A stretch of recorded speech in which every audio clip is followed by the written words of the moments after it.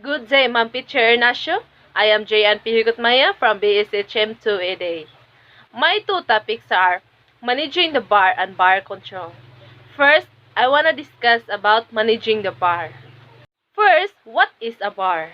A bar, also known as a salon or tavern, is a retail business establishment that serves alcoholic beverages such as beer, wine, liquor, and other beverages such as mineral water and soft drinks, and often sells snack food such as crisps or peanuts for consumption on premises. The term bar also refers to the countertop, an area where drinks are served. So, bar is a counter where goods and services of a specified kind are sold and dispensed. A counter where food and beverages are sold and provided. Bar management. Bar management means operating and running establishment that serves alcoholic beverages. The in charge of a bar have to oversee a variety of staff members such as bouncers, bartenders, and servers. Entertainment is an important part of a bar management as well. Potential entertainment options include sports games and live events. If a bar serves food, a bar manager also might have to make menu selections and supervise the bar's kitchen. Bar service standards. First, always be clean and tidy. Make sure that the bar is always clean. Before and after use of customers, always clean on it. Ice is essential for all cocktails. See that you have a plentiful supply and that is always clean and clear. Make sure that you have all the types of ice. Every cocktail, make sure you use the appropriate ice cube. Never use ice cubes after shaking the drink. They spoil the next drink.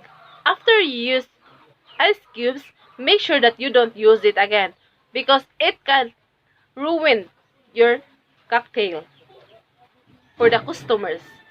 So, sprinkle ice cubes with few glasses of lukewarm water to remove the snowy look.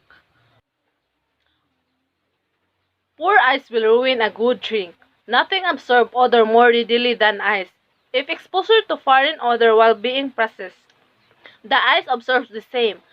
Ice has an age of three types. The cube ice, which is the cube, as what you can see when you have a drink. This is very known. Shape ice, then the crush ice. Use stones or perforated spoons to pick up ice cubes, never fingers.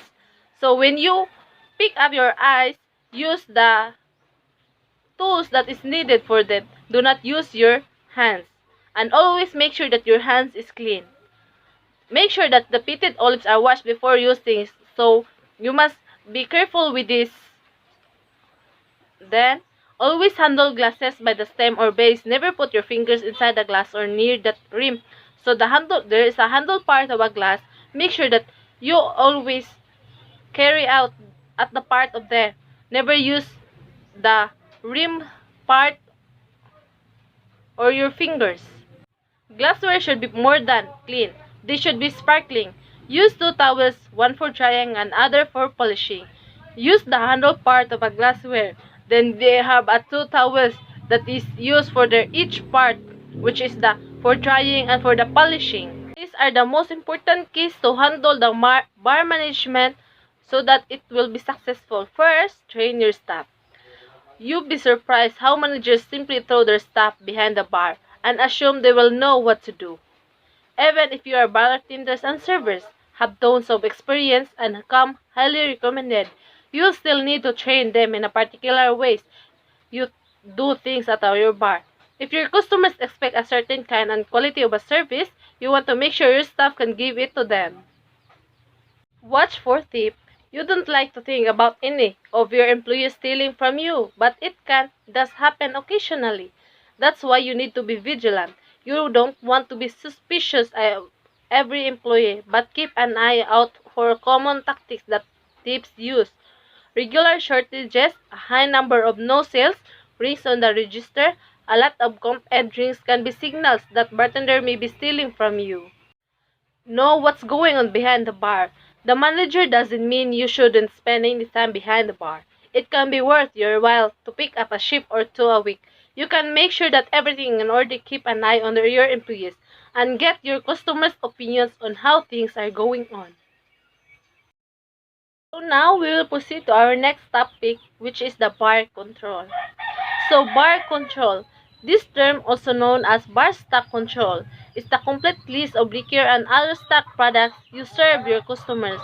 It includes spirits, beer, and wine, along with non-alcoholic beverages like juice and soda. In other words, it relates to any liquid you offer on your menu or in your mixed drinks.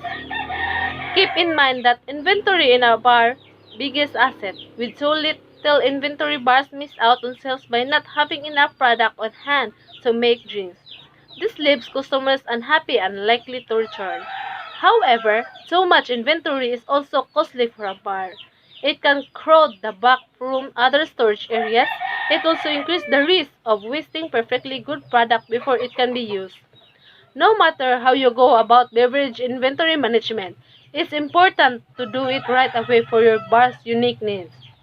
So, bar control is very helpful because it helps innovate technology services to the bar industry, helping bar managers and owners provide an even better experience to their guests while keeping their costs under control.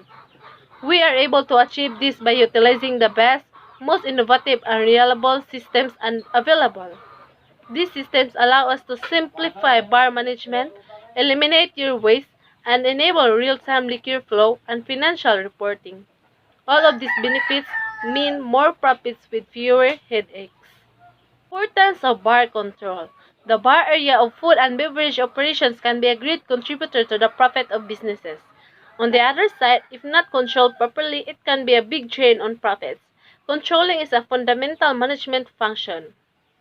So you need to establish process for taking stock of your liquor, measuring and counting your inventory on a regular basis enables you to make smarter ordering and stock keeping decisions. How to use stock control to make your bar more profitable? First, place weight at your bar. Never throw out a bottle again because it went bad while still unused in your back room. Bar stock control ensures you know exactly how much you have on hand. At the same time, good habits ensure you use everything effectively. Fewer drink shortages. The flip side of wasting too much product is running out of it. So, no one likes to be refused of their favorite drink. Stop running into his problem by always having what you need in stock to satisfy your customers. Count inventory consistently. This is a big one. By all means, inventory control works best when done on a regular basis. Not only should inventory be conducted regularly, it should always be conducted on the same day of the week at the same time of the day. For example, if you count inventory on Tuesday at 11, then allow count on Tuesday at 11. It is always a good idea to have the same one or two employees conducting inventory each time. This helps to decrease mistakes and gaps in counting that can lead to big losses down the road. Keep track of fluctuations in your stock. Consider of all things you should do with insights into your sales data. Is beer more popular on weekdays while cocktails are more popular on Saturdays? Are there any specific menu items that more in demand in the summer? On a whole, knowing these trends can help you prepare for busy times. As a result, you'll never run low on what you need. But be realistic about waste. That being said, it is also a good habit to be realistic about waste and not focus too much on it. Some waste at a bar is inevitable. Between free drinks, spillage, theft, and overpouring, you will lose some product. Getting stuck on this type of waste will take up a lot of your own time and lead to frustrated employees. Instead, be realistic and make changes where you can. Be detail-oriented. When it comes to bar stock control, the devil is most certainly in the details. Whether you are naturally detail-oriented or not, it is an important habit to cultivate. Double-check your numbers and always get two sets of eyes on inventory counts to ensure accuracy. Mark up holidays. It's important not only be aware of big holidays like Halloween or Christmas, but also smart holidays. The smartest bar owners know what while they might not personally celebrate holidays like this, their customers might. Consequently, it's essential to plan for them, whether it's team cocktails or team trivia nights. These holidays can do wonders for your bottom line. In other words, you can create promotions and special around them to drive more businesses. Optimize the type of alcohol you order. A great habit for bar owners is to get used to regularly reviewing the type of alcohol you order to make sure it still makes sense. There may be better, newer options out there, but you don't know unless you check. Along the same lines, review menu items as well to remove any unpopular items or add more of the types of drinks your customers are loving. Get organized. None of these habits are any good if you're not already in the habit of being organized. This is important for all aspects of your business. Make sure employees keep the back room and bar neat and that everything has a place. Also be sure to create files to store information on your laptop for easy access. Keep duplicates of all your important paperwork in a safe location. Ensure your staff is organized and so following all rules and procedures you put in to run a tight ship. Without organization, nothing else will go as smooth as possible. Know your customers. Above all, the most important habit a manager can adopt is knowing their customers. Know what makes them happy and what makes them complain. Know what they want and what they think you are missing. This will help inform not only what type of product is stock, but also which inventory system and software will be fit your needed. Failures to know your customers will lead businesses an inefficient process overall. So start making it habit to get feedback to know what you need to improve on. That's all. Thank you for listening and I hope you have learnings. Thank you and goodbye.